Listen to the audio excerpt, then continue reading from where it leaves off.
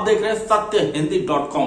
Bulletin में आगे बढ़ने से पहले एक अपील आपसे है कि सत्य हिंदी का ऐप आ चुका है, इसे आप प्ले स्टोर से भी डाउनलोड कर सकते हैं और इसका लिंक भी हमने डिस्क्रिप्शन में दिया हुआ है।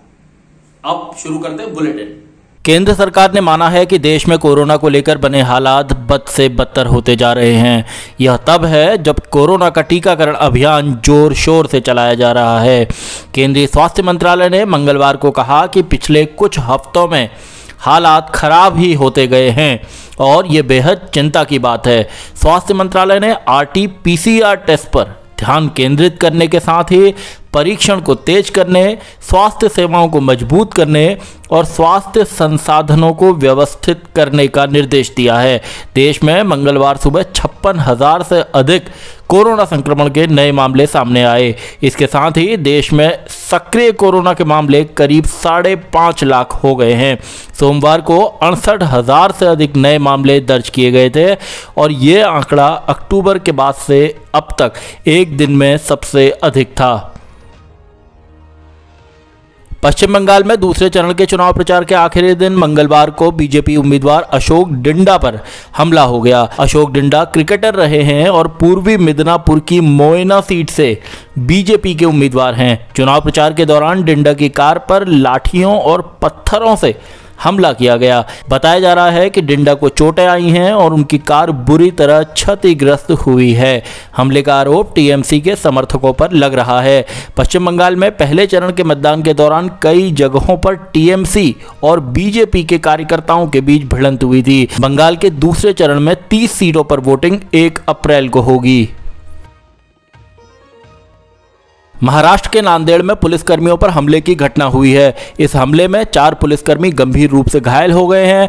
बताया गया है कि कोरोना संक्रमण के चलते सिख समुदाय के लोगों को होली के दिन जुलूस निकालने की इजाजत नहीं दी जा रही थी। इस बात से नाराज होकर कुछ सिखों की भीड़ गुरुद्वारे से निकलकर पुलिसकर्मियों पर टूट पड़ी। उन्होंने पुलिसकर्मियों पर हमला किया और उनकी गाड़ियां तोड़ दी। इस मामले में 400 लोगों के खिलाफ केस दर्ज कर लिया गया है और 18 लोगों को हिरासत में लिया गया है। महाराष्ट्र में कोरोना संक्रमण के फैलाव के बीच नागपुर अस्पताल की तस्वीरें परेशान करने वाली हैं। एक वायरल फोटो में दावा किया गया है कि नागपुर के सरकारी अस्पताल में एक बेड पर कोरोना के 2 मरीजों को रखा गया है। जाहिर है कि कोरोना जैसी संक्रामक बीमारी में एक बेड पर 2 मरीजों को रखना बेहद घातक है। यह रिपोर्ट उस शहर से आई है जहां कोरोना संक्रमण के मामले हाल के दिनों में काफ़ी ज़्यादा बढ़े हैं और हर रोज़ संक्रमण के करीब 3,000 मामले सामने आ रहे हैं। अधिकारियों का कहना है कि निजी अस्पतालों में महंगे इलाज के कारण लोगों की भीड़ सरकारी अस्पतालों की ओर आ रही है, लेकिन अस्पताल के एक शीर्ष चिकित्सा अधिकारी ने कहा है कि एक बेड पर 2 मरीजों को रखे जाने के हालात को ठीक कर दिया गया है। महाराष्ट्र में बीते कई दिनों से कोरोना संक्रमण के मामले बहुत तेजी से बढ़ रहे हैं।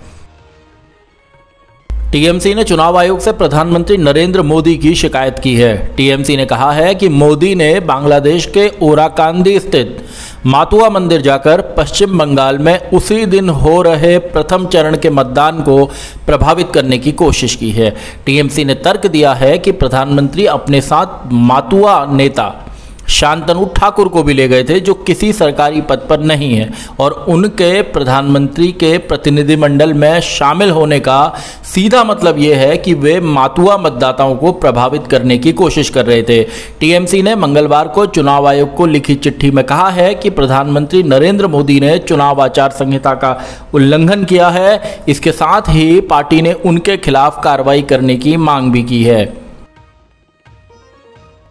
दिल्ली स्थित एम्स में मंगलवार को राष्ट्रपति रामनाथ कोविंद की बाईपास सर्जरी की गई और यह सफल रही। रक्षा मंत्री राजनाथ सिंह ने ट्वीट कर यह जानकारी दी है। विशेषज्ञ राष्ट्रपति की सेहत पर नजर रख रहे हैं। राष्ट्रपति को 27 मार्च की सुबह सीने में तकलीफ होने के बाद स्वास्थ्य जांच के लिए सेना के रिसर्च एंड रेफरल अस्पताल लाया गया था। डॉक्टरों ने यहां से उन्हें दिल्ली स्थित एम्स के लिए रेफर कर दिया था। राजनाथ सिंह ने बताया कि उन्होंने राष्ट्रपति के स्वास्थ्य के बारे में एम्स के निदेशक से जानकारी ली है। जम्मू कश्मीर की पूर्व मुख्यमंत्री महबूबा मुफ्ती ने आरोप लगाया है कि उन्हें भारत की सुरक्षा के लिए खतरा बताकर पासपोर्ट नहीं दिया गया। महबूबा ने कहा कि पासपोर्ट कार्यालय ने सीआईडी की रिपोर्ट का हवाला देते हुए उनका पासपोर्ट जारी करने से इनकार कर दिया है। यही कारण उनकी मां गुलशन नज़ीर के मामले में भी दिया गया है। महबूबा मुफ्ती ने कहा कि अगस्त 2019 के बाद से कश्मीर में सामान्य स्थिति के नाम पर यही हासिल किया गया है कि पूर्व मुख्यमंत्री का पासपोर्ट देश की संप्रभुता के लिए खतरा बन गया है। पिछले साल अगस्त 2019 में जम्मू कश्मीर का विशेष दर्जा खत्म कर राज्य को 2 हिस्सों में बांटने के दौरान महबूबा मुफ्ती, उमर अब्दुल्ला, फारूक अब्दुल्ला सहित कई नेताओं को हिरासत में ले लिया गया था और तीनों को लंबे वक्त तक हिरासत में रहना पड़ा था। 8 चरणों में होने वाले पश्चिम बंगाल के विधानसभा चुनाव के लिए आज दूसरे चरण का चुनाव प्रचार खत्म हो गया।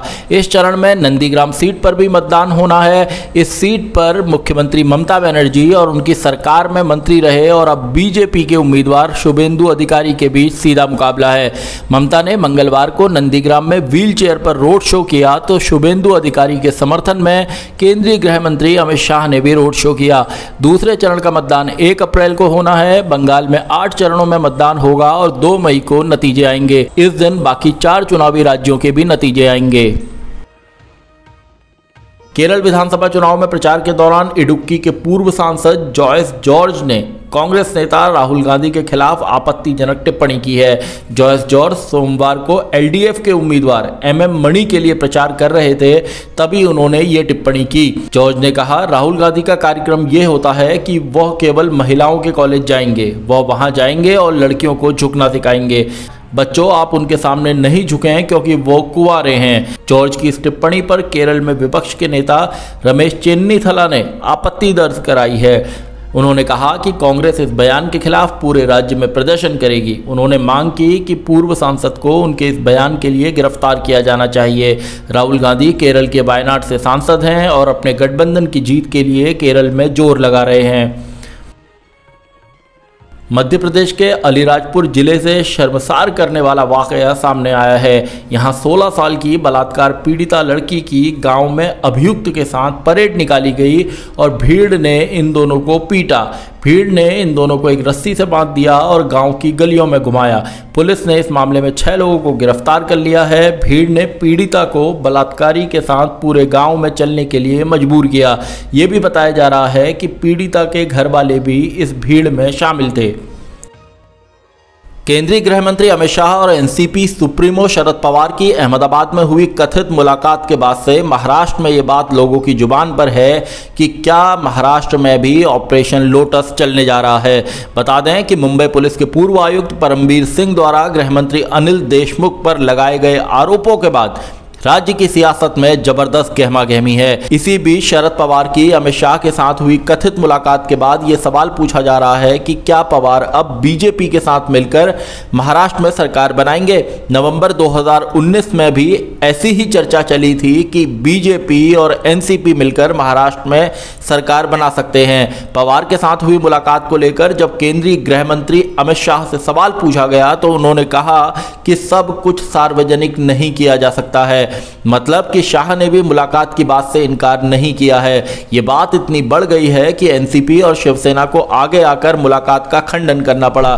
शिवसेना सांसद संजय राउत ने कहा कि शरद पवार और अमित शाह के बीच अहमदाबाद या कहीं भी कोई गुप्त बैठक नहीं हुई है और इसे लेकर भ्रम फैलाया जा रहा है। दूसरी ओर एनसीपी के प्रवक्ता नवाब मलिक ने भी मुलाकात की खबर का खंडन किया है। मलिक ने कहा कि यह पूरी तरह से झूठी जानकारी है जो कुछ लोगों ने भ्रम पैदा करने के लिए जानबूझकर फैलाई है। म्यांमार में फौज के तख्तापलट के खिलाफ प्रदर्शन कर रहे ऐसे प्रदर्शनकारी जो फौज की दमनकारी कार्रवाई से जान बचाने के लिए भारत आ सकते हैं, उनके लिए मणिपुर सरकार की ओर से एक फरमान जारी किया गया था। मणिपुर की बीजेपी सरकार ने अफसरों से कहा था कि वे म्यांमार से आने वाले शरणार्थियों के लिए रहने और खाने का इंतजाम न करें, लेकिन सूत्रों के मुताबिक इसकी आलोचना होने पर राज्य सरकार ने यह आदेश वापस ले लिया है। राज्य सरकार के गृह विभाग ने कहा है कि उनके आदेश की गलत ढंग से व्याख्या की गई। यह आदेश चंदेल, टेंग नौपाल, कामजोंग, उखरुल और चुराचांदपुर जिलों के उपायुक्तों को जारी किया गया था और उनसे कहा गया था कि वे म्यांमार के नागरिकों के भारत में अवैध रूप से घुसपैठ को लेकर उचित कार्रवाई करें। सरकारी आदेश में यह कहा गया था कि हालांकि गंभीर रूप से घायल लोगों का मानवीय आधार पर इलाज किया जाए। मणिपुर सरकार ने अफसरों के साथ ही सामाजिक संगठनों से भी कहा था कि वे इन लोगों के लिए किसी तरह के कैंप न लगाएं और न ही उन्हें भोजन पानी उपलब्ध कराएं। कोरोना महामारी के संकट से जूझ रहे महाराष्ट्र में लॉकडाउन को लेकर सियासत होने लगी है। मुख्यमंत्री उद्धव ठाकरे लॉकडाउन लगाने के लिए तैयार हैं, लेकिन उनकी सरकार में सहयोगी एनसीपी और विपक्षी दल बीजेपी इसके विरोध में है। महाराष्ट्र में बीते कुछ दिनों से लगातार 30,000 से ज्यादा केस आ रहे हैं और बीते दिन यह आंकड़ा 40,000 को पार कर गया था। इसी को देखते हुए उद्धव ठाकरे ने अधिकारियों को पूर्ण लॉकडाउन के लिए तैयारियों की समीक्षा करने को कहा था। मुख्यमंत्री का कहना था कि राज्य में लोग कोरोना गाइडलाइंस का पालन नहीं कर रहे हैं। महाराष्ट्र सरकार में मंत्री और एनसीपी के नेता नवाब मलिक ने न्यूज एजेंसी ANI से बातचीत में कहा है कि अगर लोग नियमों का पालन करें तो लॉकडाउन को टाला जा सकता है। महाराष्ट्र बीजेपी का कहना है कि कोरोना को रोकने के लिए लॉकडाउन कोई उपाय नहीं है और इसे लगाने का विरोध किया जाएगा। हालांकि अभी पूरे राज्य में नाइट कर्फ्यू लगा हुआ है। जम्मू कश्मीर के सोपोर में नगरपालिका परिषद में सोमवार को हुए आतंकी हमले में 2 पार्षदों की मौत हो गई है। इस आतंकी हमले में 3 लोग अपनी जान गंवा चुके हैं। हमले में एक जवान भी शहीद हो गया था। नगरपालिका परिषद के ऑफिस में पार्षदों की मीटिंग पर आतंकी हमला हुआ था। इस हमले की जिम्मेदारी आतंकी संगठन द रेजिस्टेंस फोर्स ने ली है। सोपोर में जिस जगह ये आतंकी हमला हुआ उसके पास में ही एक स्कूल भी है। हमले के कारण बच्चे भी काफी देर तक स्कूल में फंसे रहे और उनके माता पिता इससे बेहद परेशान रहे। अभी तक की खबरों के लिए बुलेटिन में इतना ही। बाकी खबरों के लिए बने रहिए सत्यहिंदी.com के साथ।